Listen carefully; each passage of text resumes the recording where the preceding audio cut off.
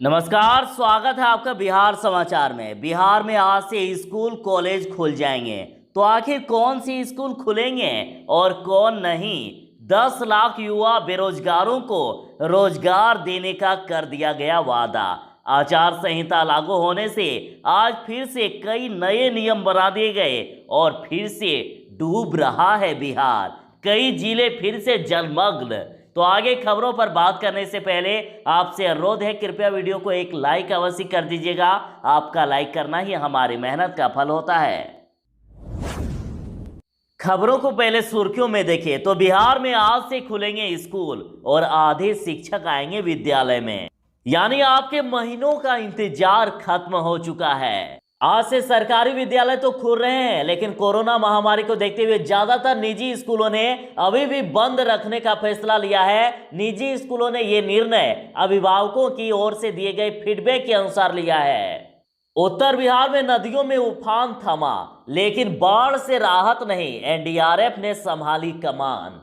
तेजस्वी का ऐलान कि हमारी सरकार बनी तो सबसे पहले 10 लाख युवाओं को नौकरी देंगे, 50,000 पुलिस वाले भर्ती होंगे। सुशील मोदी का ऐलान कि बिना जमीन लिखवाए चपरासी तक की नौकरी नहीं देते थे उनके राजनीतिक वारिस। यदि सरकार बनने पर पहले कैबिनेट में 10 लाख लोगों को नौकरी देने का फैसला करने का वादा कर रहे हैं, तो इस पर कौन भरोसा करेगा। जदयू में शामिल हुए बिहार के पूर्व डीजीपी गुप्तेश्वर पांडे।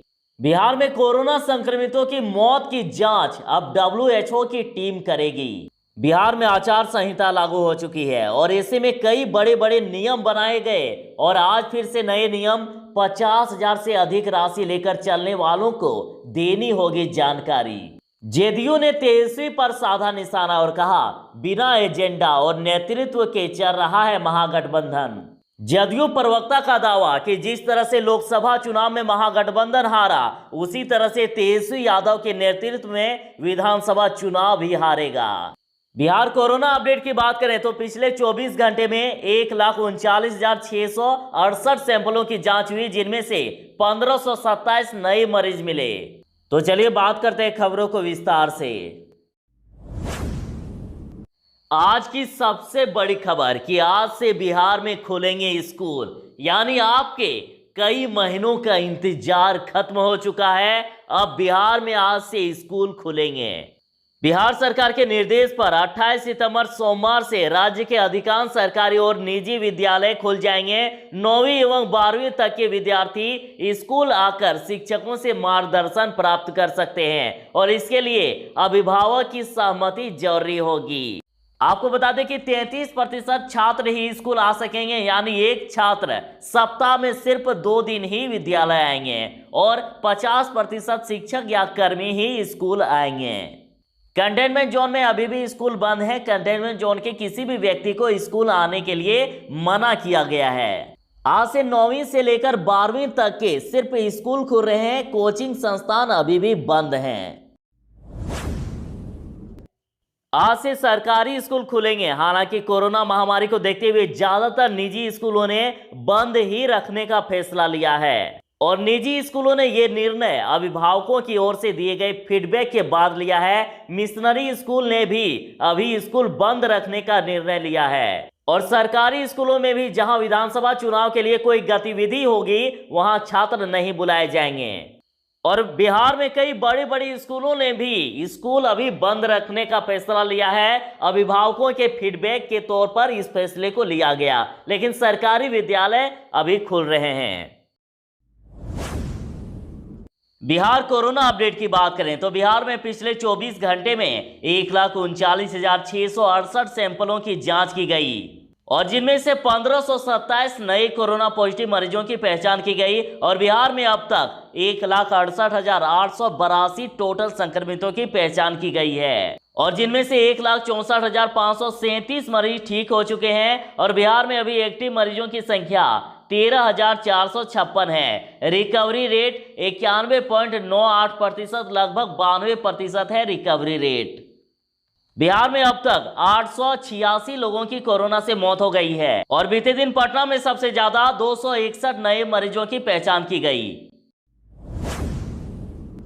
आरजेडी नेता तेजस्वी यादव का चुनावी वादा कि हमारी सरकार बनी तो 10 लाख बेरोजगार युवाओं को देंगे नौकरी।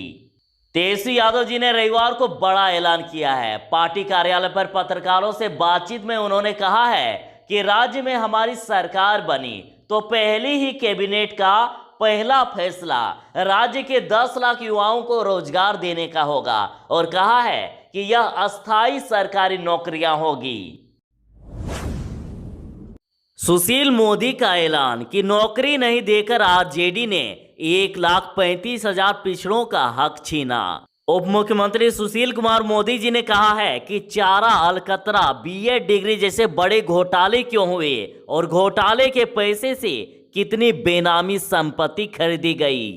आगे सुशील मोदी जी ने कहा कि बिना जमीन लिखवाए चपरासी तक की नौकरी नहीं देते थे और उनके राजनीतिक वारिस यदि सरकार बनने पर पहले कैबिनेट में 10 लाख लोगों को नौकरी देने का फैसला करने का वादा कर रहे हैं तो इस पर कौन भरोसा करेगा। सुशील कुमार मोदी जी ने कहा है कि लालू राज में 5 लाख पद रिक्त हुए थे और यदि उन पर नियुक्तियां होती तो उस समय 1,35,000 पिछड़ों को भी सरकारी नौकरी मिलती। उन्होंने कहा कि राजद बताए कि उसने पिछड़ों को रिजर्वेशन का लाभ क्यों नहीं दिया। तेजस्वी का दावा, बिहार में 50,000 पुलिसकर्मी, 3 लाख शिक्षक और 50,000 प्रोफेसर के पद खाली। नेता प्रतिपक्ष तेजस्वी यादव ने ऐलान किया है कि राज्य में हमारी सरकार बनी तो सरकारी नौकरी तो देंगे ही और इसके अलावा उद्योग धंधों, निवेश, पर्यटन सुधार आदि से भी बड़े पैमाने पर हमारी सरकार रोजगार सृजन करेगी। उन्होंने ये भी दावा किया कि राज्य में पुलिसकर्मी के 50,000 से भी अधिक पद रिक्त हैं। कहा है कि शिक्षा क्षेत्र में 3 लाख शिक्षकों की जरूरत है। प्राइमरी और सेकेंडरी लेवल पर 2.5 लाख से भी अधिक अस्थायी शिक्षक के पद खाली हैं। कॉलेज और यूनिवर्सिटी स्तर पर लगभग 50,000 प्रोफेसर की आवश्यकता है और जेई के 66% पद खाली हैं। पथ निर्माण, जल संसाधन, भवन निर्माण, ऊर्जा और अन्य विभागों में करीब 75,000 अभियंताओं की जरूरत है और इसके अलावा लिपिका, सहायकों, चपरासी और अन्य वर्गों के लगभग 2 लाख पद खाली हैं। तेजस्वी का ऐलान, यदि हमारी सरकार बनी तो रोजगार और नौकरियां देना पहली प्राथमिकता होगी।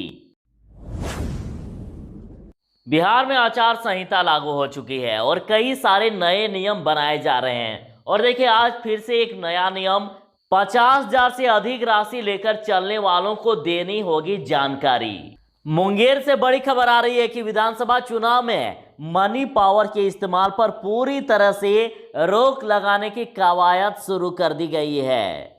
कहना है कि 50,000 से अधिक राशि लेकर सफर करने वाले लोगों से एफएसटी पूछताछ करेगी और 50,000 से अधिक राशि लेकर चलने वालों को राशि के स्रोत के बारे में एफएसटी को जानकारी देनी होगी। मतलब ये बताना होगा कि आखिर इतने पैसे कहां से आए और एफएसटी ने कहा है कि पुलिस पदाधिकारी और दंडाधिकारी को निर्देश दे दिए हैं कि जांच के दौरान आम लोगों को परेशानी नहीं हो और इसका पूरा ख्याल रखा जाए।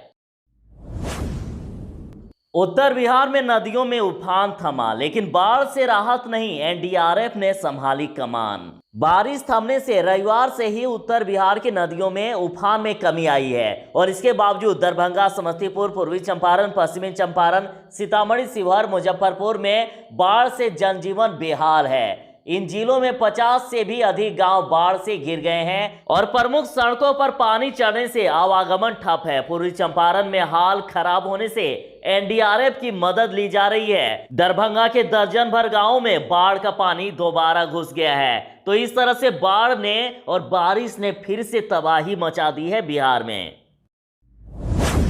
जदयू ने तेजस्वी पर साधा निशाना और कहा बिना एजेंडा और नेतृत्व के चल रहा है महागठबंधन। प्रदेश जदयू के मुख्य प्रवक्ता संजय सिंह ने दावा किया है कि महागठबंधन बिना मकसद, बिना लक्ष्य, बिना एजेंडा और बिना नेतृत्व के चल रहा है। जदयू प्रवक्ता ने दावा किया है कि जिस तरह से लोकसभा चुनाव में महागठबंधन हारा उसी तरह तेजस्वी यादव के नेतृत्व में विधानसभा चुनाव भी हारेगा और वजह तेजस्वी यादव ही होंगे और अभी तो सिर्फ महागठबंधन टूट रहा है। जल्द राजद भी बिखर जाएगा। बड़ी खबर है कि बिहार में कोरोना संक्रमितों की मौत की जांच अब WHO की टीम करेगी। राज्य के सभी जिलों में WHO की टीम ने संक्रमित मरीजों की मौत का ब्यौरा जुटाना शुरू कर दिया है। टीम कोरोना संक्रमण के अलावा मौत के अन्य कारणों की भी तलाश करेगी। बता दें कि बिहार में अभी तक 886 लोगों की कोरोना से मौत हो चुकी है। जदयू में शामिल हुए बिहार के पूर्व डीजीपी गुप्तेश्वर पांडे और बोले, नहीं समझता राजनीति, नीतीश का था बुलावा। बिहार के पूर्व डीजीपी गुप्तेश्वर पांडे रविवार को जदयू में शामिल हो गए और सीएम आवास पर मुख्यमंत्री नीतीश कुमार ने गुप्तेश्वर पांडे को पार्टी की सदस्यता दिलाई।